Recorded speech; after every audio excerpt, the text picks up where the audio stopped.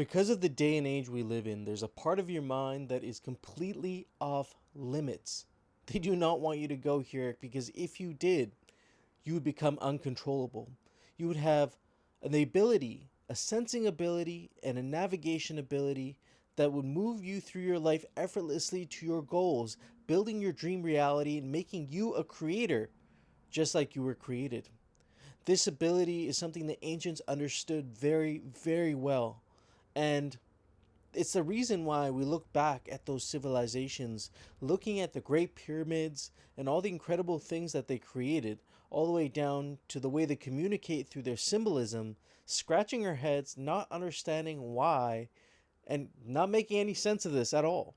And in this video, I'm going to talk to you about this part of your mind that's been locked away for hundreds of years that only now you're able to access through a technique that I'm going to share with you at the end of the video. So with that being said, let's get right into it. Now, one of the great thinkers of our time, Albert Einstein, said this: "The intuitive mind is a sacred gift, and the rational mind is a faithful servant. We have created a society that honors the servant and has forgotten the gift." Coming from Albert Einstein, that is a very profound thing to say, realizing that much of his genius came from this style of thinking. He had access to the right hemisphere, which is where your intuitive, infinite, expansive style of thinking comes from. Think of it like this: your left brain is able to see a single tree in a forest, every detail of the tree, to where the roots meet the ground, the pine cones or the leaves on the tree, the bark, every detail of it, the bugs on the tree. Your right brain is able to see the bigger picture, the path from where you are now to where you want to be. That intuitive guidance, that North Star or that compass that can help you get to the place where you really desire. Of course, we are trapped in the left brain. Many people are trapped in the left brain. Why? Because we get caught up in egoic emotions. We get caught up in over-rationalizing and over-analyzing things.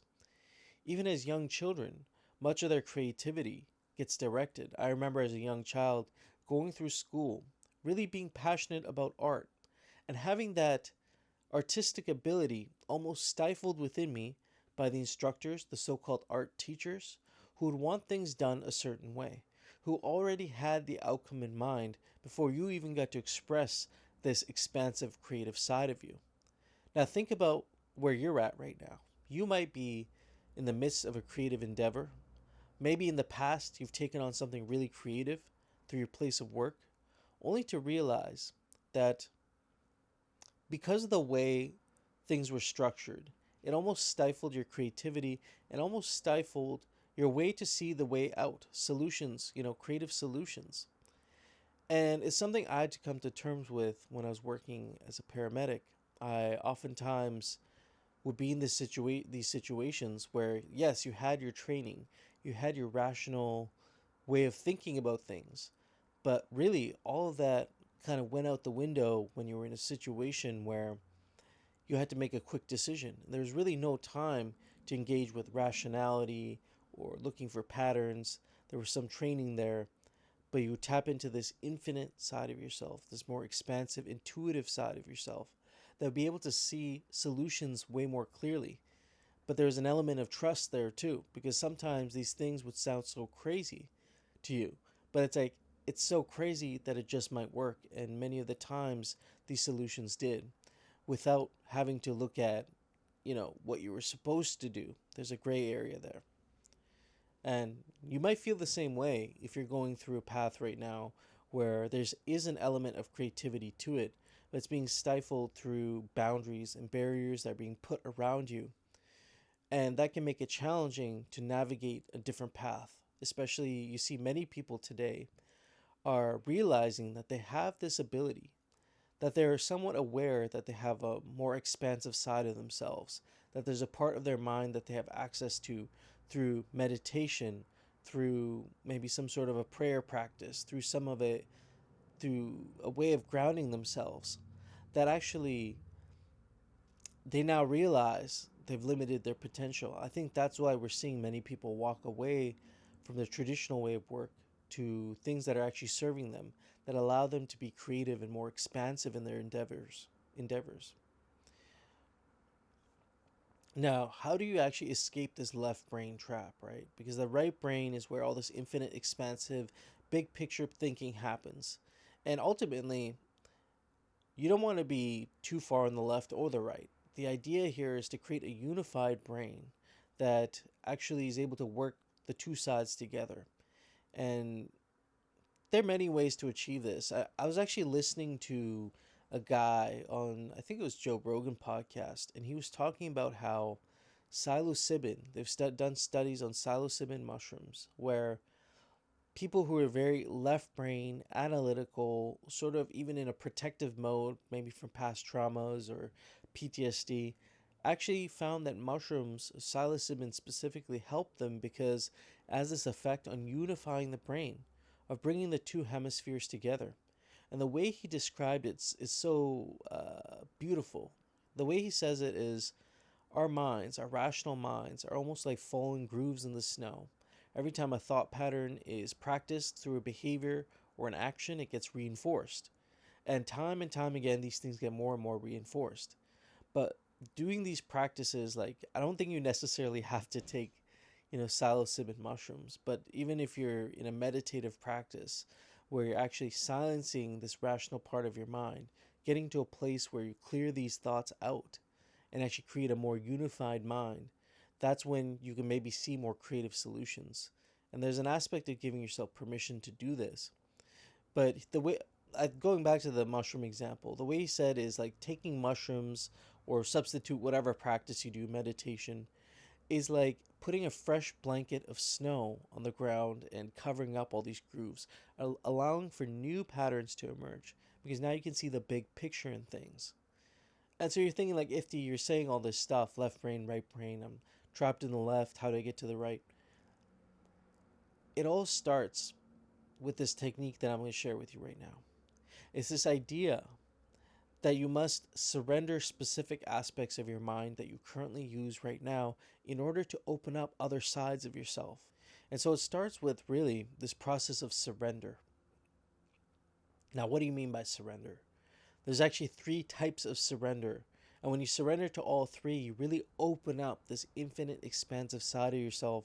They'll help you see things more clearly. They'll help you make this connection to literally other versions of you, because your brain inside your brain is a series of structures that allow you to be a radio receiver antenna to actually receive information that comes from beyond you. We call this an intuition. And you'll notice some people have an incredibly sharp intuition. My work as a paramedic over a decade, I really got a chance to sharpen my intuition through many of these scenarios, and this is actually where I found this technique of surrender. Now, surrender means giving up your control from your left brain to higher aspects of yourself.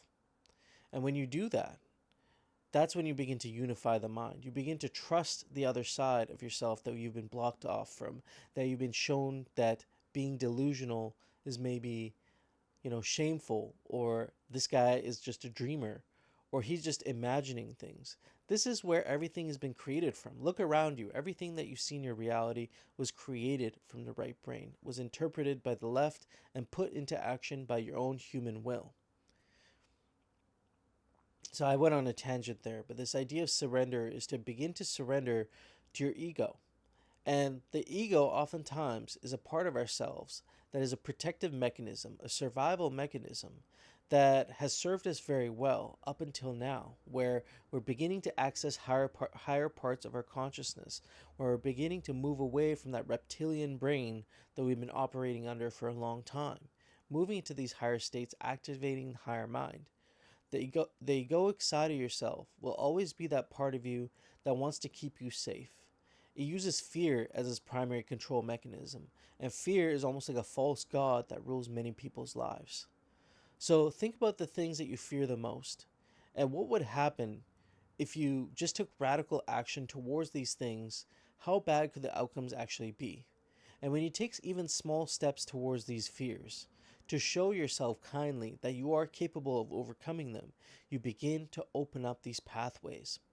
You begin to open up these pathways, beginning to show yourself that your ego is much like a little screaming child that needs to be lovingly guided towards where you want to go instead of this thing that controls every part of your life. The next part of this is to surrender to your thoughts and emotions, your current thoughts and emotions. Because if you're moving to a new reality, if you're in the process of shifting your identity, you can no longer feel the things you used to feel. You can no longer think the things you used to think. Easy way to think about this is think about that future version of you. Not even future version, because all versions exist. But that alternate version of you that's doing the thing that you've always desired. Would they be feeling the things that you're feeling right now? Would they even be thinking the things that you're thinking right now? I can guarantee you they do not. And when you begin to make this shift and start to identify with those emotions that you want to feel, beginning to feel them, even though at the start the ego will come up and tell you that you're an imposter, will make you feel like you're doing something wrong, will make you feel guilty. To keep moving in that direction will actually diminish that feeling over time. Will begin to reprogram, like I was saying, that fresh sheet of snow, begin to create new emotional grooves in your mind, begin to create new thought patterns in your mind that are in line with this new version of you. The last part here is to surrender to the universal mind, the cosmic consciousness. This is the mind of God, the divine consciousness, whatever you want to call it, that thing that is responsible, the intelligent thing that is responsible for creating everything around you, creating the ability within you to create. And sometimes you'll get these like intuitive insights that come out of nowhere when you're incredibly quiet, in a state of contemplation, in a state of meditation. Maybe you're on a mushroom trip, I don't know. But you'll get this intuitive insight that comes out of what you think is nowhere, that sounds like it's totally this new version of you, but you know did not come from you. This is intuitive insight coming from the cosmic mind. This is a momentary insight that you got, a moment where your brain was in tune with the left and the right and allowed for this to come through. And because you trusted it, if you trusted it and moved towards this insight, instead of just being like, oh, that's a cool thought, if you actually move towards this insight, you'll see that even more of these things will come to you. Because as you begin to trust in the universal guidance, the universe will instill more trust in you, which will lead to more intuitive insights and becomes a positive feedback loop. So you need to surrender a certain amount of your control, a certain amount of thinking that you create your reality, because you don't all completely create your reality. You're co-creating reality with this universal mind. And when you surrender to that, even a small part of yourself to that, you begin to open up this right brain, this right hemisphere, the infinite expansive thinking that allow you to see the bigger picture. When I first started this journey, I would call this entity my higher guide. And many people call it higher guide, higher spirit. You know, in the spiritual community, they call it higher spirit. It's this cosmic consciousness that can see your complete path based on the choices you're making today. Because your fate is not written. You get to choose your fate. But as you choose your fate, the path between now and where you are begins to change. And in this way, you're the creator of your reality. So try this technique out next time you're in meditation. Begin to realize where your fears are and start chipping away at them. Begin to realize the thoughts and emotions that are no longer in alignment with who you are now. Affirmations can help to identify with who you want to be, this new version of you. Begin to feel those emotions. Tap into that. And begin to surrender to the universal mind, that thing that already knows where you're going to go, your challenges, where you are now, and where you want to be. So until next time, subscribe to the channel if you have not already. If you're interested in working one-on-one, link is down below. Until next time, peace.